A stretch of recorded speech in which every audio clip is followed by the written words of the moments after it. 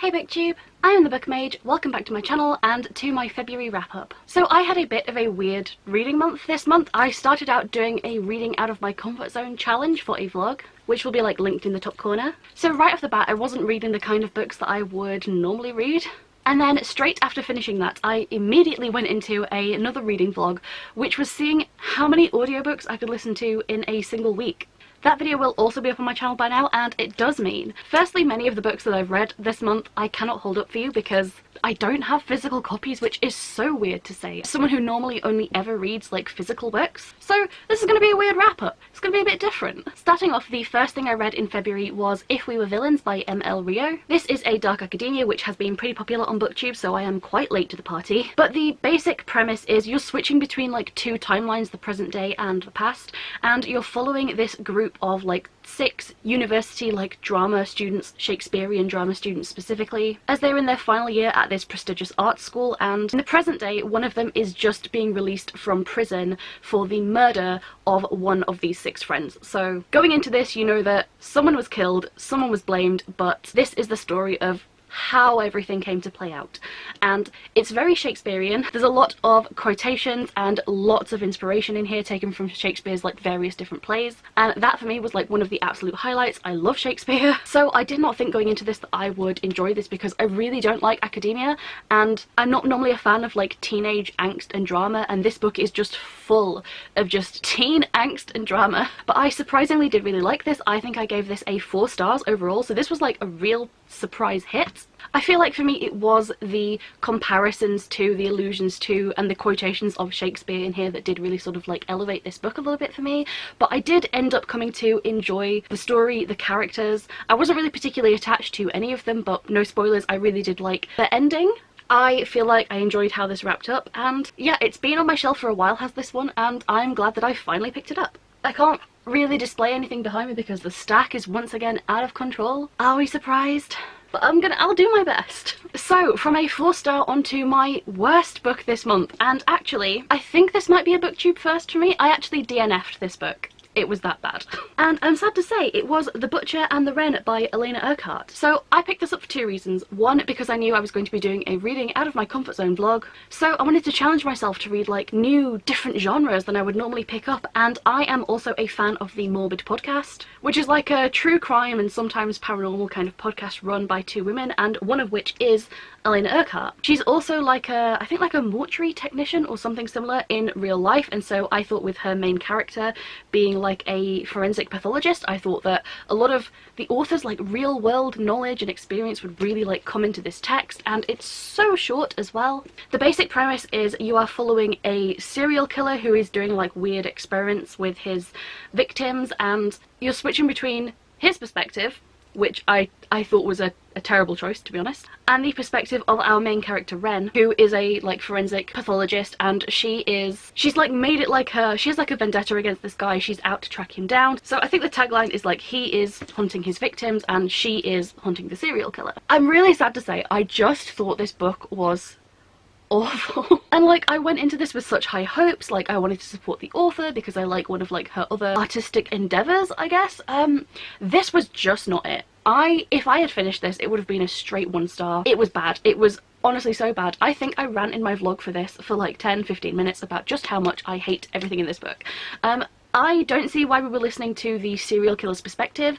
It means that like you know exactly who the serial killer is and what they're like and what they're thinking. There's no tension in his chapters, there's no eeriness, there's no creepiness. If I am reading from the perspective of a sociopathic serial killer, I should 100% be unnerved, creeped out, grossed out by his chapters. I should feel unsettled seeing like his inner thoughts and his inner workings. The worst it got was that he's like misogynistic. He has some pretty like sexist and like fat-phobic thoughts about like certain women that he meets, which I know is not the author's opinion, like that is the character's opinion. That is like the maximum amount that his personality really colours the narrative. Other than that, it's just like an omniscient narrator, like he did this, he did this. The sentence structure, by the way, is awful. It's always Jeremy does this, Jeremy likes this, he does this, he did this, he did this. Oh, it's so bad. You cannot give me a serial killer's perspective and just make them dull, and boring. It doesn't really do anything for the tension, because if you're showing me like him and his victims and the way he dehumanizes them, I also don't care for those victims because they're not humanized, because they're written from his perspective, which doesn't see them as people. So it's like, it's just boring, it's just dull. I thought we would get like some really cool sort of like forensic knowledge and stuff in here. The most I got 50 pages in and had to DNF it. Like this is how far I got before I had to rage quit this book. But that is like, this is like a 200-page book, so I was nearly like a quarter of the way through. Yeah, this is not a spoiler, but there's a scene where like the main character Wren and like the team that are investigating are basically like mind blown by how cunning and conniving the serial killer is, because he must have put the body in a fridge or freezer so they can't tell the time of death. That is the level of like twisty turny revelations we're having, is that the body was chilled and so we can't tell time of death. And like this was treated like this, oh, he's so smart, he's so cunning, I can't believe he did this, he's toying with us, he's taunting us. I'm like, he may have just put the body in a freezer. Like, it's not that deep. I'm so sorry, this was atrocious. I had such high hopes for this. I actually really like the cover and I wanted to support the author, and it's so short, but like, it's just so bad. So I think this is my first ever official BookTube DNF, and I'm so salty about it. So after that whole mess, I went into Tomorrow and Tomorrow and Tomorrow by Gabrielle Zevin. And this is also another one of BookTube's favourites. Like, this book has been really popular on BookTube lately. It's only really recently that I've maybe seen one or two people give it like less than a 4 stars. Going into this, I had really high hopes. Like, I don't normally read this genre. Again, this was my reading out of my comfort zone vlog, but I like video games. But yeah, I thought this might be like nostalgic for me. It might tap into like one of my other, like, you know, interests. Oh, how do I say this? This was so disappointing for me. I felt like this was just alright. It was fine. It was just okay. I did not really enjoy this book at any point. I had high hopes going into it. I just did not really get anything out of this, and I honestly cannot see what other people are seeing in this book. Like, if you love this, if this is 5 stars for you, if this really like hit something with you, good for you. Like, I'm not here to dispute that, but I am here to say, like, I can't see it. I can't see it anywhere. You're basically following like these 2 kids, Sam and Sadie, and they meet in a hospital as children, and then it follows them for like the next like 20-30 years of their life as they grow up, meet again, and like end up making video games together. And it kind of follows them like in the gaming industry in like America in like the, I think it's mainly in like the 90s, maybe into like the early 2000s, I don't remember. I think I said in the vlog I would probably be more interested in reading like a Wikipedia article about just like a real games company, because this was just so bogged down in like just stuff that I just did not care about. I liked that this book tried to give like aspects of gender and race and sexuality and like how they fit into like this time and this place and like within the gaming landscape, and especially the way that like Sam's character was handled. He has a pretty prominent disability and it's present like in everything that he does, but I really liked the way that, I guess, that was handled with his character. I feel like that was one of the highlights for me. What I didn't end up liking was the other character, Sadie, is basically like the only woman in the story. There is like one other woman, but she's kind of like a background sort of like side supporting character who's not really in it very much. Sadie's basically the only woman in this story, and without really spoiling anything, her entire story I feel like was entirely sidelined by the men in her life, and specifically who she is or is not dating at any specific point. I feel like we just kind of went like, does this book even pass the Bechdel test? It might, but if it does, it's so fine. I appreciate what they were trying to do, like showing her struggles as a woman and trying to be taken seriously, and the way that the gaming landscape, especially then but even now, still treats like women in video games. I liked that, but I still feel like her entire story just kind of revolved around other men, mainly Sam. It was all specifically like, what man is she with, and like how do they affect her, and like the things that are like obstacles for her to overcome or things that affect her emotionally are like all specifically to do with like relationships and men, and I was just so over it, and it kept happening, and it was the only story we got for her, and I just feel like it was a massive missed opportunity. Like, I felt like there would be so much more, and like the book does deal with like a lot of other topics beyond that, but I just feel like Sadie's story was just completely sidelined by men, and maybe that is a point that it's trying to make, but I would really like to see things I just wanted to see like more of Sadie, any part of Sadie that wasn't specifically tied to a man. It was kind of hard to get through this, I'll be honest. Like, my brain was reading this and then just like drifting off. I would read a paragraph and realize that I hadn't been paying attention. I would have to go back and reread. It was really hard not to skim read this book because that's something I never do. Like, I have to read every single word the author puts on the page in that order because they put it there for a reason. But oh my god, so much of this book, like, there are whole paragraphs devoted to saying like, in California you have this and this and this and there's this and there's this and there's this, and it's a whole page of just shit you find in California. I don't care. I don't want to know what restaurants are there or what beaches are there or like what cafes are there. I don't care. I do not care. It was a waste of page time. Like, you could have spent that half a page developing Sadie. Like, I'm sorry. I don't get it. If you love this book, like, I'm not here to tear it down for you. Like, I can see that there might be merit in this somewhere. It just doesn't connect with me. It doesn't vibe with me. It's not what I wanted out of this book. It's not what I thought the book was going to be. Yeah, like, at least I've read it. At least I know what the hype is about. But, like, next time I start to feel BookTube FOMO, I'm going to ignore it. The next book I went into was one that was lent to me by a friend, and that is The Cat Who Saved Books by Sosuke Natsukawa. So the basic premise of this one is there is a boy who lives with his grandfather, and his grandfather runs this little, like, second-hand bookshop. At the start of the novel, his grandfather has passed away. The bookshop has been left to Natsuki, the young boy, but he's still just a child, so he's going to be having to move away. And right when all this is happening, he is visited by a cat who can talk, who says that Natsuki needs to come with the cat to this other world to help the cat save some books. So right away, this is a very sort of like whimsical, not quite nonsensical, but not necessarily logical, magical realism type book. And right off the bat, you can definitely tell that the author of this book really loves books, loves literature, loves like just the act of reading and enjoying a book. So I definitely appreciate that as someone who also really likes books. This was just fine. I maybe gave this like a 2 stars because look, I like talking cats and I like Japan as a setting. I just did not really care specifically for like this particular story. Again, I like the cat. I like that the cat wants to save books, but so much of this story is Natsuki and the cat like going to this other place, and there'll be a person in that place who's like doing something to books, and then they have to like have this logical but not actually really logical discussion about books that's just kind of all, it's like really kind of surface level, and then it's kind of like, okay, we save the books, we move on, we go to the next place, we talk to the next person. It's so kind of surface level, it's kind of very, very repetitive, but at least I've read this and I can then give this copy back to my friend. And then the very last thing that I ended up reading for my like out of my comfort zone vlog was actually an audiobook, which is not something I ever listened to. What better way to challenge my comfort zone? So I ended up picking up I'm Glad My Mum Died by Jeanette McCurdy. So this is probably not something I would have ever picked up if it were not for me doing this challenge. That said, I had heard a lot of good things from like other booktubers and just like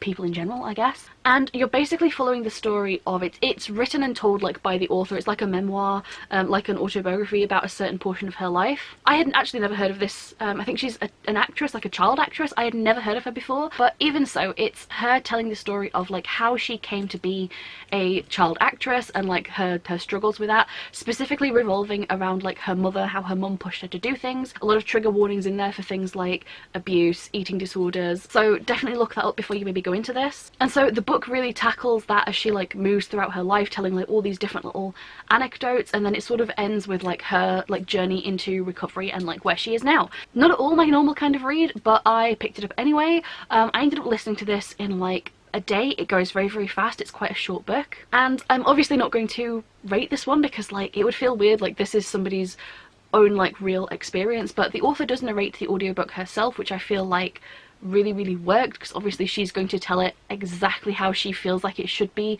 told. If this is something that you maybe might be interested in, then I would definitely recommend it, but as I said, maybe like check out things like content warnings or trigger warnings before you go into it. And I'm not really sure what else to say about this one. So moving on from there, given that I had just listened to like my first audiobook in like plus 10 years, I ended up deciding that go through everything and just do a whole week where I try and listen to as many audiobooks as I possibly can. It was a wild idea for a vlog. at the time, but it ended up going, I think, pretty well. So if you haven't seen that video, I ended up reading 9 books in a week. I'm pretty sure it was 9. So I'm going to blast through those really quick right now, but if you want to hear more of my thoughts on those books, like as I'm reading them, then again, I said that vlog will be like linked down the side. And I am going to have to use my phone to remember all of these because I went through them so fast. Some of them I was listening to like multiple books in a day, so they're all kind of a blur for me. So I first listened to Daisy Jones and the Six by Taylor Jenkins Reid. I picked this up because obviously this is like a BookTube favourite, I feel. I had heard that the audiobook was good. So this follows the character Daisy Jones as she is like pursuing a music career and ends up getting paired up with this band, the Six, and it's just kind of about them like coming into their like fame and dealing with that and producing music and like band drama and like personal drama, that sort of thing. It was good. I feel like this was done well. I feel like I liked it overall. I think I gave this like maybe like a 3 or 3 point something. As I said, these are all kind of a blur now. The audiobook specifically has a full cast and I feel like it was acted really, really well. You're essentially listening to this as like recordings from an interview with the interviewer, so like I feel like that really, really worked for this book and like for being an audiobook. I think the only downside for me is I personally, like the main draw for me about this book was I feel like being an alternative music fan and specifically like being into metal, the band drama that metal bands get is literally insane. That said, I did like Daisy Jones as a character and I did like the parts of like their musical journey that we got to see. Those are the parts I found most interesting, performing, the gigs, that sort of thing, and I liked the drama that was more specifically about like the music as opposed to like interpersonal relationships and that sort of thing. So overall I thought it was good, and this was one of the ones that I just listened to like in a few hours basically on double speed. So overall I ended up enjoying this one and I would recommend it if you, I mean I don't really think I need to because I feel like everybody else has already recommended this book because it is like massive on BookTube. I feel like I'm probably like one of the last people to read it. The next audiobook that I picked up was The Martian by Andy Weir. Now I have seen the film to this one, but I've heard pretty good things about this audiobook. It was pretty short, so I figured I'd give it a go, and ultimately I thought it was pretty good. I think I gave it like about the same rating as Daisy Jones. I definitely prefer this story because it's kind of like a sort of like a grounded real world kind of sci-fi, but it didn't have a full cast, so I feel like it kind of balances out overall. The main character is an astronaut and they have been sent on like this mission to Mars, but basically things go kind of horribly wrong and the crew has to evacuate the planet, and the main character is sort of like accidentally left behind and then has to learn how to survive alone on Mars on this like basically uninhabitable planet and how they are potentially going to get back to Earth. The narration is very sort of like humorous and charismatic, and so like I quite liked that. I enjoyed like the little bits of like, I don't know, like irreverent, slightly self-deprecating humour that was in there, and it's a pretty like fun, quick story. I would say it's fairly fast-paced. It does get a little bit repetitive because it's kind of like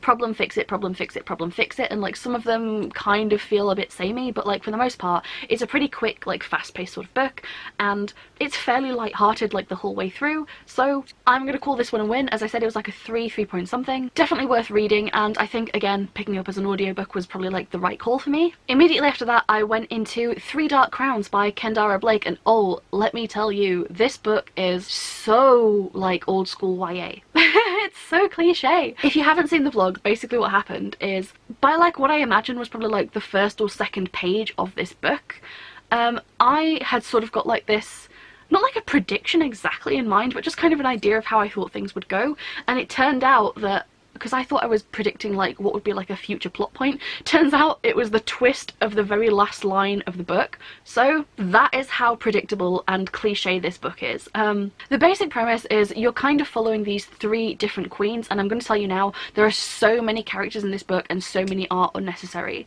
and they're all basically duplicates of each other, so do with that what you will. You're following these 3 sisters who were separated at birth purposefully. This is like how this world works. There are always 3 daughters born to the queen, and one of them will have poison powers, one of them will have elemental powers, and one of them will have like nature powers, and they're always separated at birth, and then they come of age, they have like this coming of age ceremony, and then one of them will like ascend to become the queen and will kill her other 2 sisters, so there's like no opposition, and that's just how this world works and how it always has worked. So you're following each of the 3 sisters, and each of these 3 sisters has like a friend and like a mentor or like an older sort of like guidance kind of person, and there's usually someone else as well, and there'll also be like a love interest, and there'll also be like a love interest's friend. So many pointless characters. This book kind of felt like you were reading like the start of 3 stories, but all moving at the same like slow pace, so we didn't really seem to get anywhere. I felt like I liked the kind of premise of having like these 3 like magical queens, and you know, they potentially have to kill one another, but I would really have liked this to actually like get to the point at some point. Like, it was very repetitive, and a lot of characters like were not really very well developed because we had to spend time with other characters, so they were all kind of like split. So any development you get is split between 3 times the amount of characters you would have in a normal YA fantasy. It was super predictable, super cliche. I maybe gave this like a 2 point something stars. It was not very good. That and the audiobook for this one was absolutely atrocious. The narrator had horrible pronunciations for everything. Some of them were just like American pronunciations, which I don't like, but some of them were just straight up incorrect pronunciations, especially of names. There's a character in this whose name is Arsinoe. I have since googled it, and I think the author pronounces it Arsino, which is like more of like a French pronunciation rather than like the original like Mediterranean Greek Arsinoe. The narrator in this pronounces it Arsinoe, which as a Brit sounds like arse annoy. Like, oh, choices were made. Choices were made. Yeah, I did not like this one. I think this is it the worst? This is like tied for the worst with like another audiobook. Still not as bad as The Butcher and the Wren, to be fair. After that, I picked up Sleeping Giants by Sylvain Neuvel. This is the first in the Themis Files trilogy, I think, which is it's like 3 books, and they're all very, very short science fiction. So this was pretty great to listen to as an audiobook. The basic premise is that a young girl is like playing out in the woods, and she falls like down this hole, and she lands on like this giant metal robotic palm. So people come, they excavate it, they dig it out, and they're like, what on earth have we found? And so many years later, you're following this sort of like research team, which is potentially tied up with like military stuff and government stuff and like other weird like outside forces kind of thing that you don't really necessarily know who's pulling strings where, and it's kind of following them as they try to find like other parts of whatever this thing is that they found. And the audiobook itself is like a full cast, so you get like a really good like range of characters, at least like in the audiobook. I feel like it was performed really well. Ultimately, this was one that I liked a lot more. It wasn't quite a 4 stars for me. It was quite short and I didn't really connect with any of the characters, but this is probably like at least like maybe like a 3.5 maybe. Definitely enjoyable, really worked as an audiobook specifically. I then moved on to listening to Sadie by, I think it's Courtney Summer, and in this one you are following like 2 different perspectives. One of them is this girl called Sadie, as she is sort of going off to find her father after the murder of like her little sister, and the other perspective is like the host of a podcast show. He is like looking into and also like interviewing people about Sadie's sister and like her murder, but also like specifically like Sadie's disappearance, and he's trying to figure out what happened to Sadie, where does she go, and so the chapters kind of like alternate between like their views. This, I'm pretty sure, is a YA, but it had some pretty like dark and serious topics in there, and that was something that I really appreciated, that it didn't try and sugarcoat things. It kept this pretty like dark and pretty harrowing at points, so definitely gets points from me for that. And I feel like this was a pretty good, really succinct kind of contained story. There was no like fluff here. It was very sort of like straightforward. I feel like the characters were both very focused in what they were trying to do, so I feel like that kept the story like really well focused. Ultimately, I really enjoyed this one. Again, probably like a 3 point something. Everything is a blur in my head. But yeah, glad I listened to this one. I know this one has been like pretty popular. This one I found because like I have heard it talked about, but I did search like, I don't know, like top audiobooks to listen to sort of like lists on the internet, and this one was pretty much always on there. So after Sadie, I ended up listening to what I think was tied for like the worst book that I actually finished, like tied with 3 Dark Crowns, and that was After Dark by Haruki Murakami. So I have read Murakami before. I read Sputnik Sweetheart, and I just thought that was misogynistic trash. This one isn't like that, but also equally pretty much nothing happens. It's little snippets of various like different stories and things, but none of them really have any point or plot or purpose. It's all just Murakami like writing a few scenes about something and then just like moving on, and it's like, okay, I guess that's it. I suppose if you like this sort of like meandery literary sort of writing, then like maybe this is for you, but I don't know who this book is for. So yeah, I got absolutely nothing out of this book. It wasn't even that entertaining. I'm so glad that I could like switch my brain off and like do something else while I was listening to this, because if this had been in print I would never ever ever have managed to get through this book. It was just so boring. There was nothing happening. It was just things were happening, but not for any rhyme or reason. They were just there on the page, and then on the next page they weren't. Still not convinced Haruki Murakami is a good writer by any means. I'll maybe give him one more chance, but like that's it. Yeah, this was like maybe like a straight 2 stars. I then ended up picking up a surprise hit for me, and that was The Silent Patient. So again, this is another one where I know that this was quite a popular book, so I do think this one is quite well known. Again, I picked this up because it doesn't have a full cast, but it's told from 2 perspectives, and those 2 perspectives have their own like narrator. The basic premise is you are following this guy who's like I think he's like a psychologist, and he has gone to work at like this like psychiatric or like this mental institution, where one of the people being held there is this woman who is really famous for having murdered her husband and then never spoken a word since. So it's kind of like him trying to get her to respond to therapy, trying to get her to speak again, and eventually kind of like figure out, you know, what happened. So this is one where I listened to this pretty much like all in one sitting, so I was just able to switch my brain off and like just focus on what I was doing with like no other distractions, and it really put me in like the best super like ADHD hyper focused headspace where I could listen to this sort of like, I was definitely listening to it, but I was like not paying attention enough to be thinking about like what might happen in the future, you know, what this means, what that means. I was just enjoying it as the words came, and I feel like that is the way you should listen to this book. In retrospect, I feel like this is a pretty sort of like, it's not a difficult thing to sort of work out maybe what happened or like what's going on with the information that you're given and following like certain like literature tropes of the genre, I guess.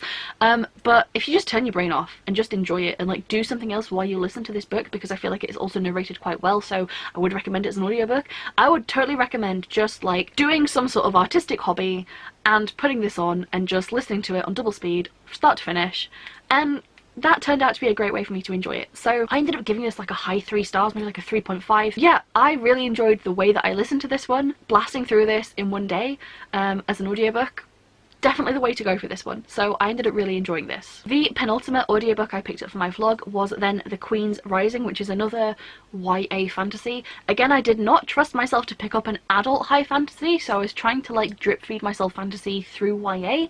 I feel like it was a mistake because this one was also not a favourite of mine. This one is probably about as equally YA cliche as Three Dark Crowns, only this one had way fewer characters, not as awful of a narration. So in this one you're following a girl as she goes to this sort of like, it's kind of like a fantasy private art school, and in this world people can become these things called passions, where you can be a passion of like art or music, or I think maybe like the drama and the performing arts, or wit, and they study under like another master, and at the end of all this, it's usually like a one-on-one type of thing, and at the end of all this they're given like a cloak sort of thing, and they go out into the world as like these masters, these passions in their own right sort of thing. So the main character, Brianna, she's left at this place by like her grandfather or whatever. Her mum's dead, nobody knows who her dad is, so it's kind of like, okay, you know that her dad's gonna be like somebody important to the plot, and she has like no skills.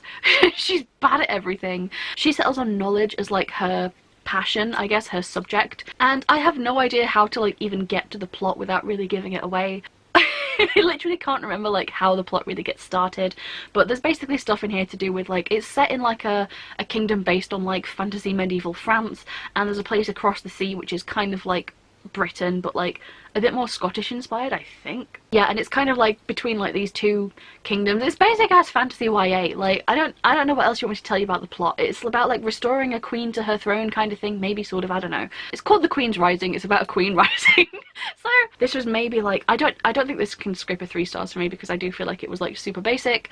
I didn't really particularly enjoy anything about this one. I feel like the premise was not as good as Three Dark Crowns, but the execution was better than Three Dark Crowns, so I feel like it probably gets about the same rating. Also, again, not a spoiler, because like, you know when there's like a you're not supposed to necessarily know who the love interest is. Like, you're not supposed to know, like, oh yeah, they get together, but there is only really one option for a love interest. There's a weird age gap love interest in this, and like, I say that as someone who normally doesn't mind age gap love interests, but like, if you watch my vlog, I discuss it in a bit more detail, so. And then the last audiobook that I read for my vlog was Dracula by Bram Stoker, and this is a reread for me. I think this is the third time I have read this, but the first time via audio, and I went for the like full cast audiobook that has like Tim Curry in it.